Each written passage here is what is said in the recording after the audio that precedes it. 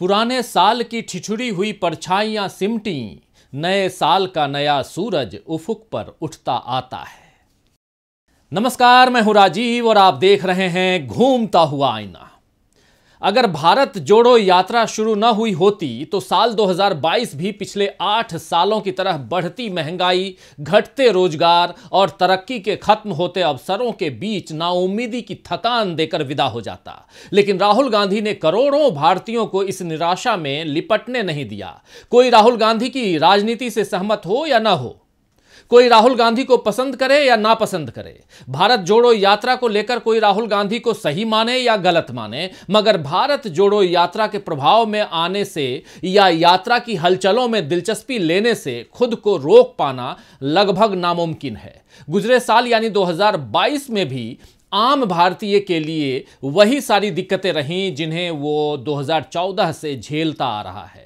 न किसी के खाते में 15 लाख रुपए आए कि वो बढ़ती महंगाई को आसानी से झेल जाए, और न बेरोजगारों के लिए नौकरियों की बहार आई, न भ्रष्टाचार पर लगाम लगी, न कमजोरों का उत्पीड़न खत्म हुआ।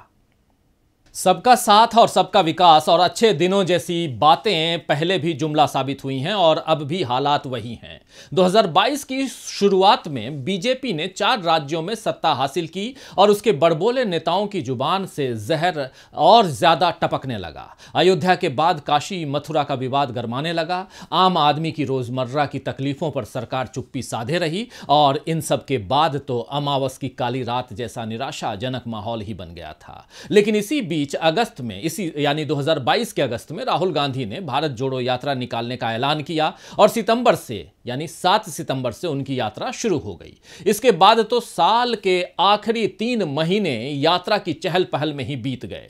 जो दिक्कतें थीं वो तो बनी ही हुई हैं, लेकिन राहुल गांधी ने 2800 से ज्यादा किलोमीटर पैदल चलकर आम हिंदुस्तानी को यह संदेश दे दिया है कि अगर कोई ठान ले तो फिर कुछ भी नामुमकिन नहीं लगता। राहुल सिर्फ पैदल नहीं चल रहे हैं, बल्कि वो देश को फिर से कर्मठता का पाठ पढ़ा रहे हैं। बता रहे हैं कि अगर हालात बदलने हैं, अगर सरकार को अपनी आवाज सुनने पर मजबूर करना है तो फिर जनता को सड़कों पर निकलना ही होगा। एक मायने में राहुल गांधी उम्मीद की क्रांति इस देश में ले आए हैं, जिससे आने वाले समय में बड़े बदलाव के आसार दिख रहे हैं। तो आइए दोस्तों, आज आईने की नजर से पड़ताल करेंगे कि क्या भारत जोड़ो यात्रा से बदलने वाली है सियासी तस्वीर। क्या आम जनता के साथ अब देश के उद्योगपति भी कांग्रेस के साथ खड़े दिखाई देंगे? क्या मोदी जी के मित्र अब कांग्रेस के सहयोगी बनेंगे? और क्या राहुल के मोहब्बत के पैगाम में बीजेपी के लिए हार की इबारत लिखी है? आगे बढ़ें इससे पहले एक नजर डालते हैं 2022 में राहुल गांधी के उन खास लम्हों पर जो बीजेपी के लिए परेशानी बन गए। जनवरी में राहुल गांधी ने प्रेस कॉन्फ्रेंस कर चीन के मसले पर सीधे प्रधानमंत्री के कमजोर रवैये पर सवाल उठाए। फरवरी में संसद में राहुल ने देश की अखंडता पर मंडराते खतरे की ओर सरकार का ध्यान दिलाया। उन्होंने बताया कि इस देश के लिए उनके परिवार ने कितनी कुर्बानियां दी हैं और क्यों इस देश में संघवाद महत्वपूर्ण है। मार्च में पंजाब के वोटर्स को राहुल गांधी ने एक्सपेरिमेंट न करने की सलाह देते हुए कहा था कि ये बॉर्डर स्टेट संवेदनशील है। अप्रैल में राजस्थान की एक रैली में राहुल गांधी ने हिंदू और हिंदुत्व के बीच का फर्क समझाया था। मई में तेलंगाना और छत्तीसगढ़ के दौरे राहुल गांधी ने किए। राहुल ने बताया कि कैसे अंग्रेजी मीडियम स्कूल से बच्चों का भविष्य बेहतर बनाया जा रहा है। जून में राहुल से ईडी ने लंबी पूछताछ की, जिसके बारे में उन्होंने कांग्रेस के साथियों से चर्चा की। जुलाई में मीडिया से बात करते हुए उन्होंने देश में फैल रही नफरत और हिंसा पर बात करते हुए सरकार को इसके लिए जिम्मेदार ठहराया। अगस्त में किसानों के मुद्दे पर प्रेस कॉन्फ्रेंस की। सितंबर में भारत जोड़ो यात्रा की शुरुआत कन्याकुमारी से की। अक्टूबर में यात्रा कर्नाटक में थी, जहां सोनिया गांधी के जूते के फीते बांधते हुए राहुल गांधी नजर आए। यहीं वो पानी टंकी पर भी चढ़े। नवंबर में यात्रा हैदराबाद में थी, जहां 4 मीनार के सामने राहुल ने तिरंगा फहराया। और दिसंबर में भारत जोड़ो यात्रा मध्य प्रदेश राजस्थान होते हुए दिल्ली पहुंची। तो साल का एक महीना भी ऐसा नहीं बीता जब राहुल गांधी ने इस देश के भविष्य और लोगों के भविष्य पर चिंता न जतलाई हो। भारत जोड़ो यात्रा के 3 महीनों में 9 बार तो राहुल गांधी ने प्रेस कॉन्फ्रेंस कर ली, यानी औसतन हर महीने वे 3 बार प्रेस के सवालों का जवाब देने सामने आ गए, जबकि वो रोज ही सड़कों पर हैं। यानी वो क्या कर रहे हैं, क्या बोल रहे हैं, ये सबको नजर आ ही रहा है। बिल्कुल खुली किताब की तरह राहुल गांधी राजनीति कर रहे हैं। साफ साफ कह रहे हैं कि हिंदू और हिंदुत्व के बीच फर्क समझने की जरूरत है। वो ये भी कहते हैं कि देश में एक विचारधारा गांधी की है, एक विचारधारा सावरकर की है। बीजेपी और संघ नफरत और हिंसा को बढ़ावा दे रहे हैं, लेकिन जनता देख रही है कि राहुल गांधी की सच्चाई क्या है। साल के आखिरी दिन दिल्ली में फिर से प्रेस कॉन्फ्रेंस करके राहुल गांधी ने यही सारी बातें कही हैं और भारत जोड़ो यात्रा को लेकर अपना उद्देश्य यानी एम फिर से साफ कर दिया है, स्पष्ट कर दिया है। राहुल का राजनीतिक नजरिया तो साफ है, लेकिन प्रधानमंत्री मोदी का नजरिया क्या है? आखिर वो देश को कौन सा और कैसा शासन देना चाहते हैं? क्या है उनके अच्छे दिनों की परिभाषा? ये अब तक समझ में नहीं आया है। कई लोग इसको लेकर के दिग्भ्रमित हैं, क्योंकि मोदी जी ने पिछले सालों में जो भी वादे किए हैं, 2022 के भारत की जैसी तस्वीर देशवासियों को उन्होंने दिखाई, उसमें कोई भी वादा अभी तक पूरा नहीं हो पाया है। आप खुद ही देख लीजिए। सितंबर 2015 में पीएम मोदी ने शिक्षक दिवस की पूर्व संध्या पर स्कूली छात्रों से बातचीत करते हुए कहा था कि 2022 में जब भारत आजादी के 75 साल मनाएगा, हर घर में 24 घंटे बिजली होनी चाहिए। दिसंबर 2016 में प्रधानमंत्री ग्रामीण आवास योजना की शुरुआत करते हुए प्रधानमंत्री नरेंद्र मोदी ने आगरा में कहा था कि साल 2022 तक प्रत्येक भारतीय के पास अपना घर होगा। 11 फरवरी 2018 को प्रधानमंत्री नरेंद्र मोदी ने ओमान में प्रवासी भारतीयों को संबोधित करते हुए कहा था कि बुलेट ट्रेन परियोजना 2022 तक भारत में एक वास्तविकता होगी। जून 2018 में पीएम मोदी ने दावा किया था कि 2022 तक किसानों की आय दोगुनी हो जाएगी। 20 सितंबर 2018 को पीएम मोदी ने कहा था कि देश को 2022 तक $5 ट्रिलियन की इकोनॉमी बना देंगे। उन्होंने कहा था कि इसमें मैन्युफैक्चरिंग और कृषि क्षेत्र $1 ट्रिलियन का योगदान देंगे।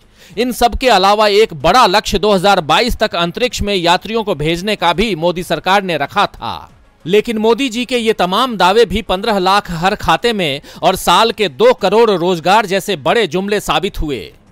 देश के कई राज्यों में अब भी बड़ी आबादी बिजली कटौती से जूझ रही है। हर किसी के पास पक्के मकान की हकीकत यह है कि शहरी आवास योजना के तहत केवल 67 लाख घर बनाए गए हैं और यह आंकड़ा स्वीकृत 1 करोड़ 22 लाख घरों का करीब आधा है। यह जानकारी सरकार ने ही संसद में दी है। साल 2020 में इंडिया स्पैंड ने अपनी एक रिपोर्ट में बताया था कि भारत में करीब 1.77 मिलियन लोग बेघर हैं और बुलेट ट्रेन की हकीकत यह है कि अब तक केवल 22.46% काम हुआ है। ये जानकारी रेल मंत्रालय ने ट्वीट पर दी है। किसानों की आय दोगुनी तो नहीं हुई, अलबत्ता सरकार ने अपनी ओर से बजट भी कम कर दिया। 2019-20 में सरकार ने कृषि के लिए 1,13,800 करोड़ का बजट रखा था। 2022-23 में यह घटकर 1,05,710 करोड़ हो गया। खेती लगातार घाटे का सौदा बनी हुई है, इसीलिए 2018-19 में लगभग 54% ग्रामीण परिवार खेती में लगे हुए थे। एनएसओ के अनुसार 2012-13 में यह आंकड़ा 57.8% था।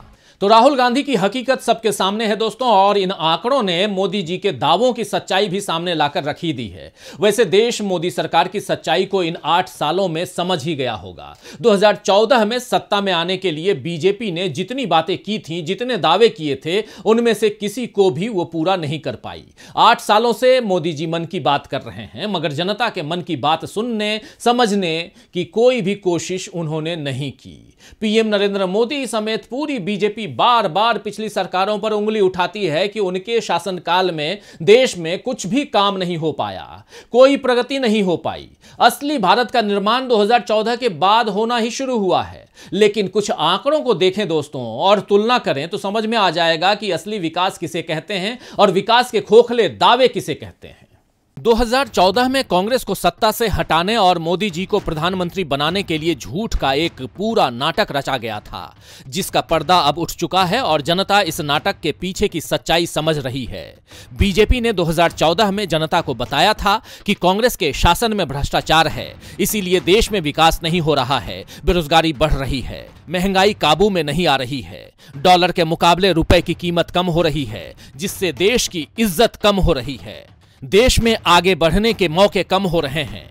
लेकिन अब इन आंकड़ों को देखिए तो बीजेपी के आरोप झूठ के बुलबुले की तरह फूटते दिखेंगे। 2014 में भारत सरकार पर 56 लाख करोड़ का कर्ज था, जबकि 2022 में यह कर्ज बढ़कर 139 लाख करोड़ का हो चुका है। 2014 में बेरोजगारी दर 4.7% थी, जबकि 2022 में बेरोजगारी दर 7.8% हो चुकी है।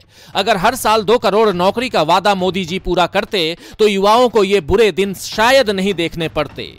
2014 में एक गैस सिलेंडर 410 रुपए में मिलता था, जो अब 2022 में ये 1000 के पार मिल रहा है। तो कुल मिलाकर इतनी महंगी रसोई गैस से लाखों करोड़ों घरों में किस तरह चूल्हा जलता होगा, यह समझना कठिन नहीं है। और महंगाई और बेरोजगारी का बोझ कम नहीं था, जो मोदी जी के राज में प्रति व्यक्ति कर्ज भी बढ़ गया।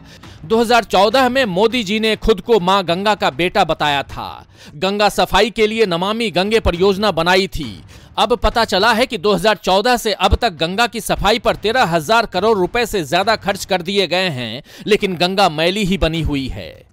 क्या इसे मां के अपमान के समान नहीं समझना चाहिए? वैसे बीजेपी ने सत्ता में आने के बाद भारत माता की माला भी कई बार फेरी है और हकीकत यह है कि 2014 से अब तक 12 लाख लोग भारत माता को छोड़कर दूसरे देशों में जा चुके हैं, दूसरे देशों की नागरिकता ले चुके हैं। सरकार ने बताया है कि 2022 में 1,83,473 भारतीय अपनी नागरिकता छोड़कर विदेश जा चुके हैं। तो मोदी सरकार के अच्छे दिनों के झांसे में जनता आ गई और देश का ये हाल हो गया। राहुल गांधी बार बार इस झांसे से ही लोगों को सावधान कर रहे हैं और अब भारत जोड़ो यात्रा में भी वे लोगों को यही बताते चल रहे हैं कि किस तरह बीजेपी और आरएसएस इस देश के मूल्यों और संस्कारों की परवाह न करते हुए केवल हिंदुत्व की बात कर रहे हैं और नफरत का माहौल बना रहे हैं। इस माहौल को बनाने में मीडिया भी भरपूर सहयोग कर रहा है। राहुल गांधी ने साफ साफ कहा है कि 2800 किलोमीटर की यात्रा में उन्हें लोगों के बीच भाईचारा दिखा, नफरत नहीं दिखी। लेकिन मीडिया दिन रात हिंदू मुसलमान, हिंदू मुसलमान, हिंदू मुसलमान करता रहता है। राहुल गांधी की ये खरी खरी बातें बीजेपी को असहज कर रही हैं, क्योंकि उनकी रणनीति को इतने खुले तौर पर जनता के बीच किसी ने नहीं रखा। बीजेपी धर्म की रक्षा के नाम पर लोगों में डर फैलाती रही और लोगों को उसका विकल्प न मिले, इसीलिए राहुल गांधी की छवि खराब करने में मीडिया को लगाती रही। लेकिन राहुल गांधी ने 3 महीने की यात्रा से बीजेपी की सारी कोशिशें बेकार कर दी हैं और अब जनता भी राहुल के साथ खुद ब खुद खड़ी हुई दिखाई दे रही है। भारत जोड़ो यात्रा को लेकर जब राहुल गांधी दक्षिण के राज्यों में थे तो वहां बड़ी संख्या में लोग यात्रा में साथ चलने आ रहे थे। दक्षिण में कर्नाटक को छोड़कर किसी भी राज्य में बीजेपी की सरकार नहीं है, तो राहुल के विरोधी और आलोचक दावा कर रहे थे कि दक्षिण में जो भीड़ मिल रही है उससे यात्रा को सफल नहीं कहा जा सकता है, क्योंकि अभी उत्तर भारत बाकी है। वहां का माहौल ही तय करेगा, यानी उत्तर भारत का माहौल ही तय करेगा कि यात्रा के साथ कितने लोग हैं और कितने नहीं हैं।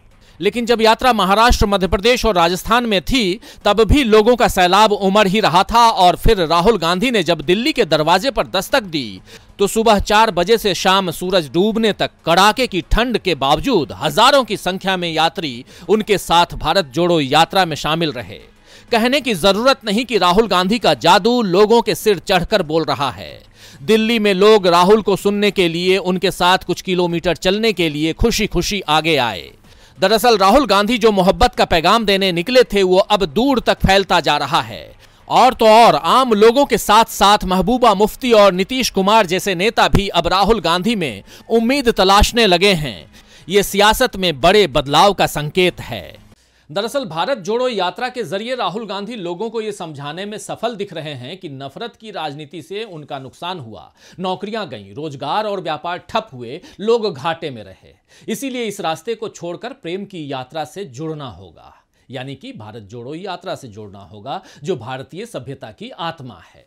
राहुल गांधी का देश के समाज और सियासत पर असर अब साफ दिख रहा है। इस असर को वो उद्योगपति भी समझ रहे हैं दोस्तों, जो मोदी जी के करीबी रहे हैं या अभी करीबी हैं। ऐसा ही एक नाम है, आप सब अच्छी तरह समझ गए होंगे, गौतम अडानी का, जिन्होंने हाल ही में एक इंटरव्यू में अपनी कामयाबी के लिए मोदी सरकार ही नहीं बल्कि राजीव गांधी के शासनकाल में इंपोर्ट और एक्सपोर्ट यानी आयात और निर्यात नीति में बदलाव और फिर नरसिम्हा राव सरकार में अपनाई गई आर्थिक नीतियों को श्रेय दिया है। इसके अलावा गुजरात के मुख्यमंत्री रहे केशुभाई पटेल और नरेंद्र मोदी की सरकारों में उन्हें आगे बढ़ने का मौका मिला, यह भी उन्होंने कहा है। कहां तो मोदी सरकार पिछली सरकारों को कोई श्रेय ही नहीं देती थी, आप सोचिए जरा, और कहां देश के सबसे रईस इंसान ने, सबसे बड़े उद्योगपति ने अपनी सफलता में कांग्रेस की सरकारों का योगदान गिना दिया। गौतम अडानी ने कांग्रेस सरकारों की तारीफ करके यह बता दिया कि देश में सियासी हवा का रुख बदलने लगा है।